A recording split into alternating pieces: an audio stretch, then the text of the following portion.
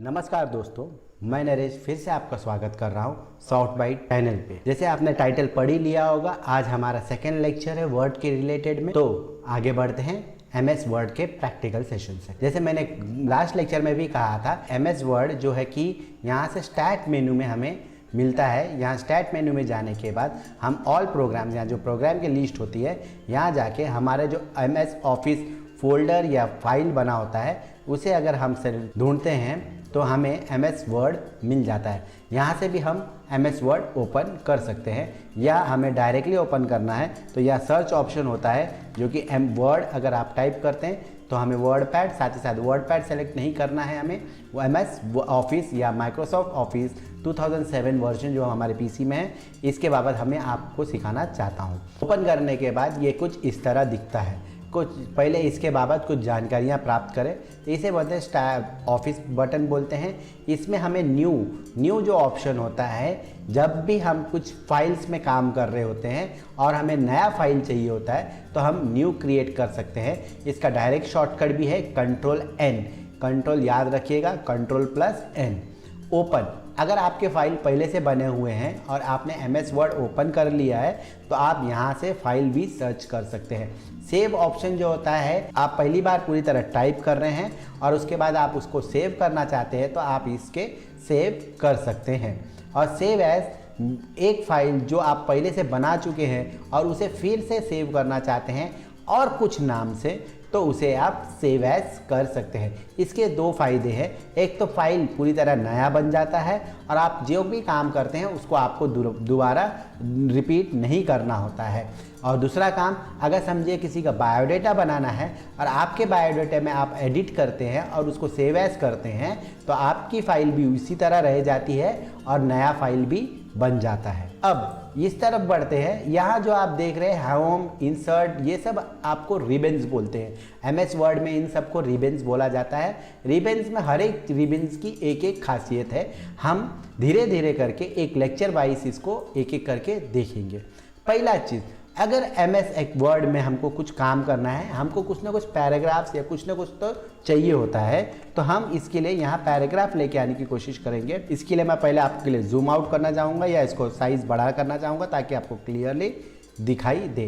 तो मैं यहाँ पैराग्राफ बड़ा कर दिया हूँ, RAND को ब्रैकेट ओपन क्लोज, और इसके बीच में जो भी नंबर अगर मैं 3 टाइप करता हूँ, RAND 3, और इसको एंटर करता हूँ तो देखिए 3 पैराग्राफ बन के रेडीमेड आ जाते हैं।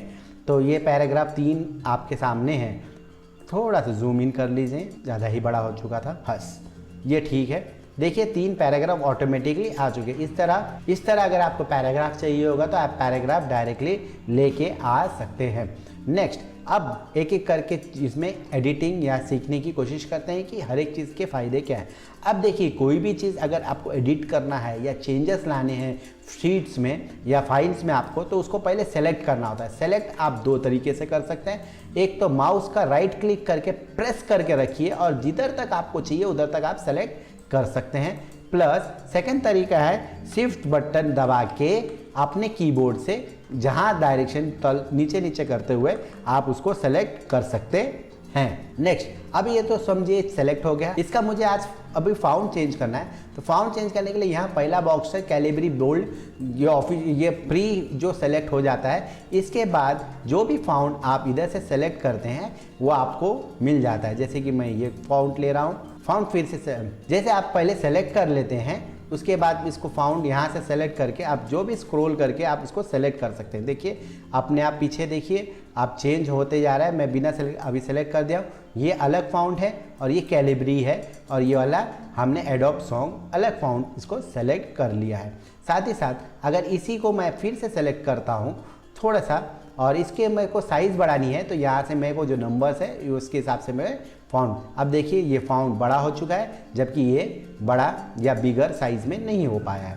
साथ ही साथ इसी के बगल में 2 ए बने होते हैं, एक कैपिटल बिगर ए और एक स्मॉलर ए। अगर बिगर ए को आप दबाते जाएंगे तो ये अपने आप इसके फाउंड साइज बढ़ते जाएगी। अगर स्मॉलर ए को आप प्रेस करते जाएंगे तो ये जो फॉन्ट साइज है ऑटोमेटिकली कम होती जाएगी। जहां आपको लगे आप उधर उसको सेलेक्ट कर सकते हैं। नेक्स्ट की तरफ बढ़ते हैं, जो कि है अगर अब मैं फिर से एक सिलेक्शन बनाता हूं। सिलेक्शन बनाने के बाद अगर मैं बोल्ड करना चाहता हूं तो यहाँ से बी सेलेक्ट कर लेता हूं, जो कि फॉन्ट सिलेक्शन के बराबर नीचे होता है। अगर हम कीबोर्ड से भी डायरेक्टली सेलेक्ट कर सकते हैं और अनसेलेक्ट भी कर सकते हैं, मतलब उसे सेलेक्ट करने का अगर किसी अक्षर को बोल्ड बनाना है या थिक बनाना है तो हम कंट्रोल बी कीबोर्ड से कर सकते हैं, और कंट्रोल बी फिर से करेंगे तो वो फिर से अपने नॉर्मल पोजीशन में आ जाता है। तो मैं इसके लिए फिलहाल कंट्रोल बी सेलेक्ट करके कीबोर्ड से इसे रख देता हूं। थोड़ा सा नीचे की ओर तरफ बढ़ना चाहूंगा। अगर मैं यहाँ फिर दूसरे पैराग्राफ को सेलेक्ट करता हूं और साथ ही साथ में मैं आई सेलेक्ट करता हूं तो ये इटैलिक हो जाता है, लिटिल बिट टिल्ट हो जाता है। अब नेक्स्ट की तरफ बढ़ता हूं मैं, जो कि है अंडरलाइन, उसी के बगल में है। इसे सेलेक्ट करता हूं तो अंडरलाइन डायरेक्टली सेलेक्ट होता है। अंडरलाइन की और प्रॉपर्टीज है, मैं उसे दिखाने के लिए फिर से आगे की तरफ बढ़ता हूं। अंडरलाइन के सी बगल में छोटा सा एरो बना हुआ है, उसे अगर हम सेलेक्ट करते हैं तो double line, daughter, dash, dash, hyphen, इस तरह के लाइंस, कर्ली वेव्स ये आपको मिल जाते हैं। साथ ही साथ आप इसके कलर्स भी चेंज कर सकते हैं, जो कलर आपको चाहिए होते हैं। उसके बाद आगे की तरफ बढ़ना चाहेंगे, जो कि है उसके बगल में ठीक स्ट्राइक आउट, जो कि स्ट्राइक आउट दिखा देता है। अब नीचे की ओर मैं बढ़ना चाहूँगा। अब मैं आपको कुछ दिखाना चाहूंगा, जैसे अगर हमें कोई H2O और सेकेंड हम ऐसे लिख, हाँ ये तो हो गया। H2O 2 जो होता है वो हमारा नीचे की तरफ होता है, जिसे हम सबस्क्रिप्ट कहते हैं, ठीक स्ट्राइक आउट के बगल में है। आप इसे यहाँ से भी सेलेक्ट कर सकते हैं या control plus shift plus sign दबाएंगे कीबोर्ड में तो आपका सुपर सबस्क्रिप्ट हो जाता है। साथ ही साथ में सेकेंड जो होता है ND, ये ऊपर की तरफ होता है थोड़ा सा, उसे बोलते हैं सुपरस्क्रिप्ट। ये अगर यहाँ उसी के सबस्क्रिप्ट के बाजू में बगल में आपके रहता है, जिसे आप प्रेस करेंगे तो ये थोड़ा सा नॉर्मल अलाइनमेंट से थोड़ा हल्का सा ऊपर की ओर बढ़ जाता है। फिर से अगर हमें पैराग्राफ लेके आना होता है तो फिर से मैं पैराग्राफ RAND की मदद से लेके आता हूँ, लेकिन इस बार मैं बोलता हूँ कि हर पैराग्राफ में 6 लाइन मुझे दे दो। तो इसलिए इस तरह लिखना होता है इसे RAND 5 पैराग्राफ दे देगा, और हर एक पैराग्राफ 6 लाइन के होने चाहिए, इसलिए 6 भी हम लिख देते हैं। एंटर करने के बाद आप देखिए कि हर एक पैराग्राफ 6 लाइन का इसने हमें प्रोवाइड किया हुआ है। अब आगे की ओर बढ़ते हैं। नेक्स्ट जो टॉपिक उसमें है ये है टेक्स्ट हाइलाइटिंग, जो कि यहाँ सेलेक्ट करने के बाद आप उसे और भी कलरों में सेलेक्ट कर सकते हैं। नेक्स्ट अगर हम ऐसे सेलेक्ट करते हैं और इसके बाद जो नेक्स्ट है ये है फाउंड कलर। ये जो भी कलर में आप अक्षर को लेके आना चाहते हैं उस अक्षर में आप कलर में आप दिखा सकते हैं। एक बार मैं इसे मिनिमाइज करना चाहूंगा। ओके, नाउ अभी यहाँ से यहाँ तक हमने देखिए बहुत सारी चीजें इसमें कर ली है ना, अक्षर चेंज कर लिया, सब कुछ चेंज कर लिया, और साथ ही साथ में हमने किधर फाउंड भी चेंज कर लिया, किधर अक्षर साइज चेंज कर लिया, सुपरस्क्रिप्ट कर लिया, सबस्क्रिप्ट कर लिया। अब मुझे सबको एक एक करके हटाना होगा तो बहुत समय लग सकता है। तो मैं क्या करता हूँ, सबको एक साथ सेलेक्ट कर लेता हूँ यहाँ से यहाँ तक, जहाँ तक मुझे चेंजेस मैंने किए थे उसके जस्ट बाजू में बगल में ये फॉर्मेट क्लियर है, इसे हम हटा देते हैं तो ये फॉर्मेटिंग ये पूरी तरह रिवर्स कर देता है या उसको उल्टा कर देता है। सिर्फ हाइलाइटर हमें पर्सनली फिर से निकालना होता है। तो आज का वीडियो कैसा लगा आप इस बाबत प्लीज कमेंट बॉक्स में कमेंट करिएगा, लाइक भी करिएगा, और हाँ आपके दोस्तों साथियों के साथ भी इसे शेयर करिएगा। मैं नरेश आपसे विदा लेना चाहता हूँ अगले वीडियो तक के लिए। तब तक अपना ख्याल रखिएगा। Do take care and have a good day.